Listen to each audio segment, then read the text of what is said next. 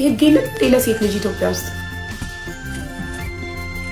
8 ዓመት ከትዳር በፊት የለፋችበት የአረብ ሀገር አግብታ ደግሞ ወልዳ በ6 ወሯ ኦፕሬሽኗን ስፌቷ ሳይደርቅ ሄደው አረብ ሀገር ስፌቷ ለፎቅና ምድር ስትንከራተት ስፌቷ ለቆ መለቀቁ ስትነግረው ተሰፊና ያዛው ስሪ ያላት ሴት እንደዚህ እየተበደለች እሱ ሁለተኛ ሚስት አግብቶ ወልዶ ፈታ ዘና ብሎ በሷ ቤት በሷ ሱቅ እየኖረ እሷ የምትንከራተት ገለም እንደ ኢትዮጵያ ውስጥ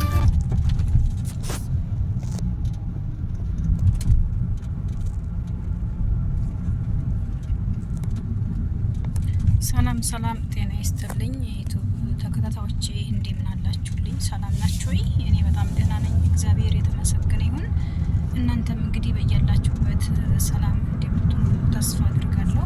እኔ ጋር እግዚአብሔር ይመስገን በጣም ሰላም ነኝ፣ ደህና ነኝ።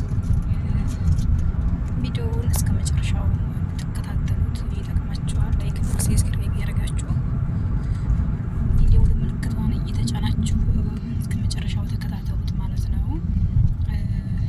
በተረፈ ሰብስክራይብ ብታደርጉ በጣም አመሰግናለሁ። ስለምታበረታቱኝ እጅግ በጣም አመሰግናለሁ ማለት ነው ውዶቼ ማሮቼ። እንግዲህ ብንናገር አንዳንዴ መልሶ ያው እየሆነ ነገሮች ያስቸግራሉ ማለት ነው።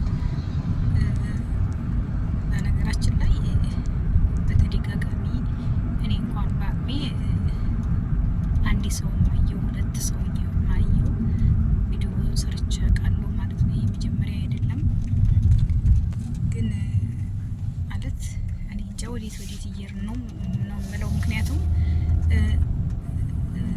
በመጀመሪያ ደረጃ መቼስ ኩላሊትን ልብን የምመረምረው እግዚአብሔር እንጂ የሰው ልጅ መርምሮ ማወቅ አይችልም ማለት ነው።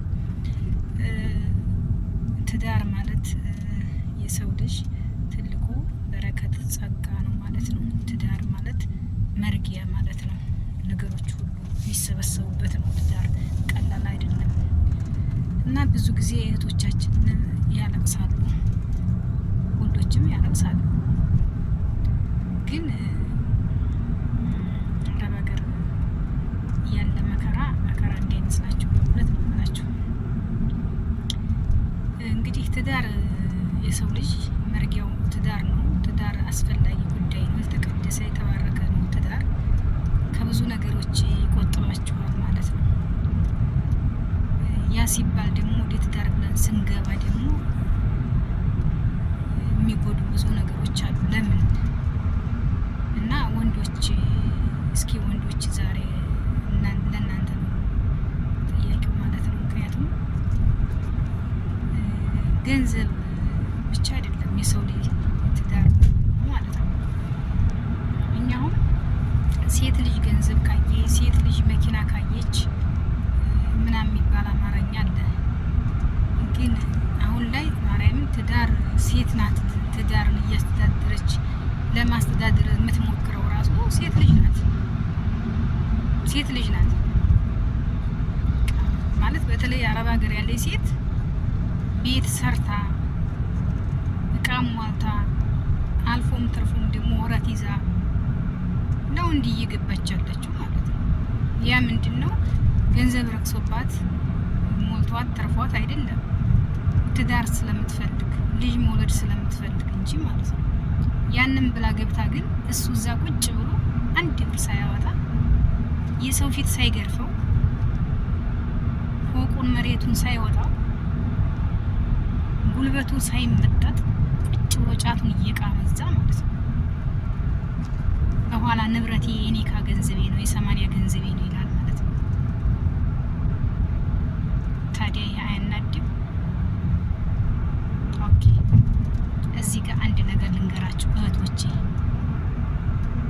ማርያምን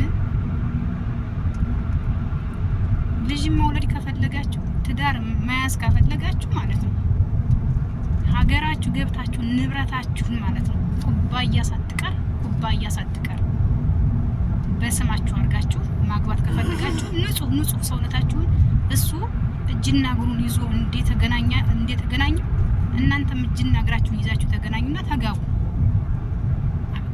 እኔ የምመክረው ማርያምን ይሄን ብቻ ነው። ምክንያቱም ሰልችቶናል ማለት ነው። ሰልችቶናል። የኢትዮጵያ ሕዝብ ማርያም ስንት መከራ አለበት።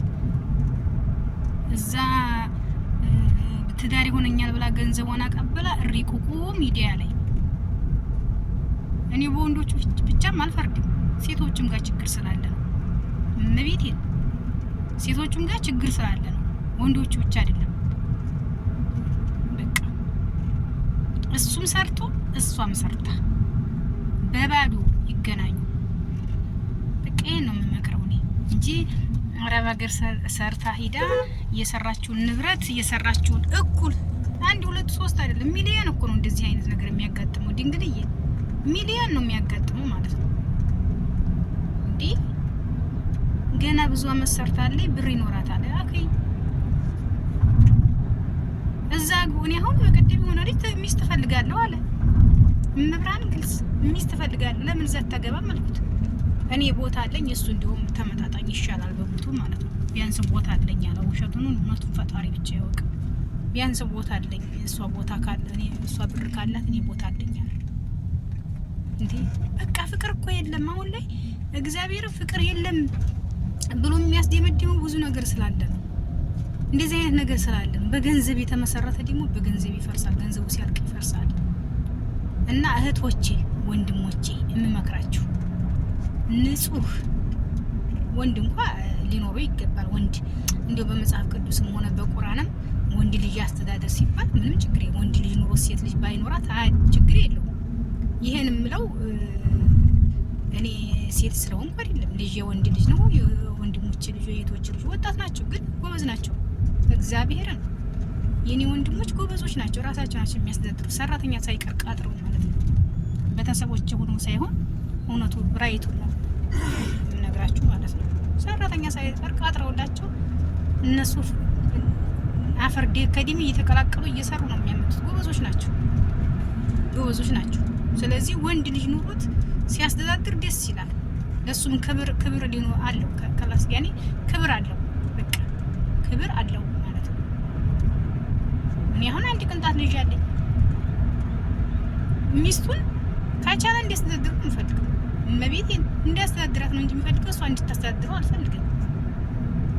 ወይም ተመጣጣኝ ወይም እሷም ኑሯት እሱም ኑሮት ሊሆን ይገባል እያምናለሁ።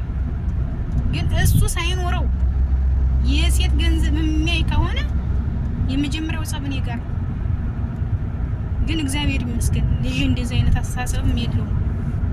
እግዚአብሔር ይመስገን፣ አመሰግነዋለሁ። እግዚአብሔር ልጅ ሆኖ ሳይሆን ጭራሽ ነው እንደዚህ አይነት የማያስበው ማለት ነው። ጭራሽ ጎበዞች ናቸው። ወንድ ልጅ በራሱ እንዲከበር ከፈለገ የራሱን መጀመሪያ ማመቻቸት አለበት። እንዴ ቁጭ ብሎ እዛ እስቲ እንደሆነ እኮ ግርም ነብለኝ አንዳንዴ ማርያም ቁጭ ብሎ ንብረት አለ ብሎ ስንጥቅ አድርጎ ሲከፍል በለው ጉድ እኮ ነው ማርያም። እዚህ ጋር ታዲያ ወንዶቹ ጥፋት የለም፣ የሴቶቹም ችግር አለ። ስታገቢ ንብረትሽን በመዘጋጃ ቤት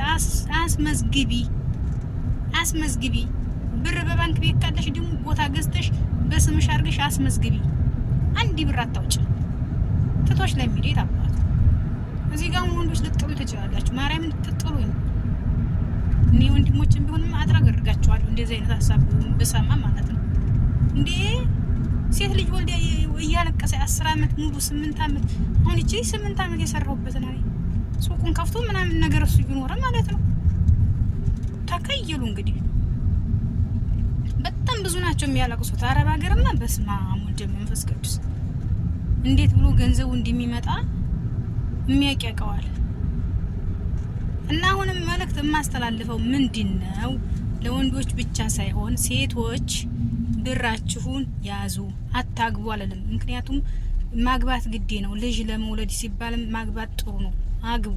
ግን ስታገቡ ንብረታችሁን በአካውንታችሁ ብር ካለ ቦታ ግዙበት።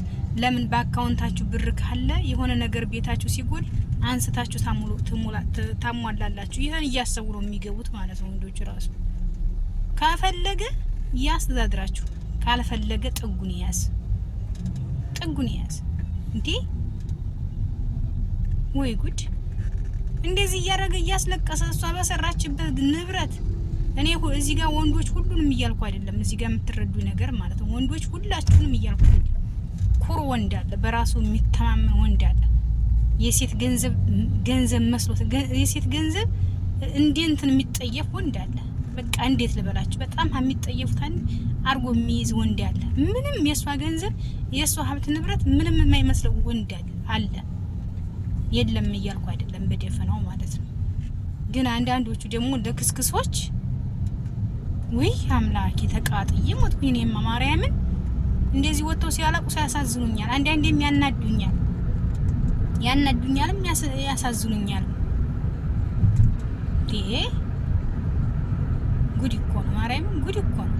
አልሙሂም ገንዘባችሁን ያዙ ነው የምለው። በቃ አጭሩ ገንዘባችሁን ያዙ፣ በባዶ ተጋቡ።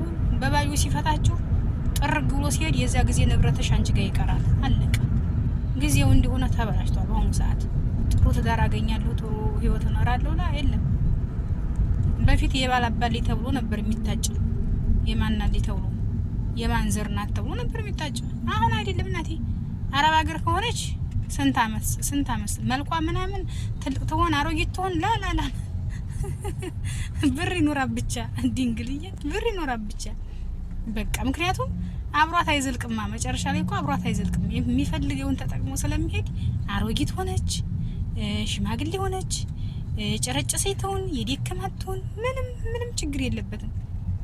ብቻ ይኑራት ብቻ። ስንት አመት ሰርታለች፣ ስንት አከብታለች። አበቃ። ቁጭ ብለው ብሩን ይመቱላችኋል ማለት ነው። ይሄ ከሚሆን እየወጣችሁ ደም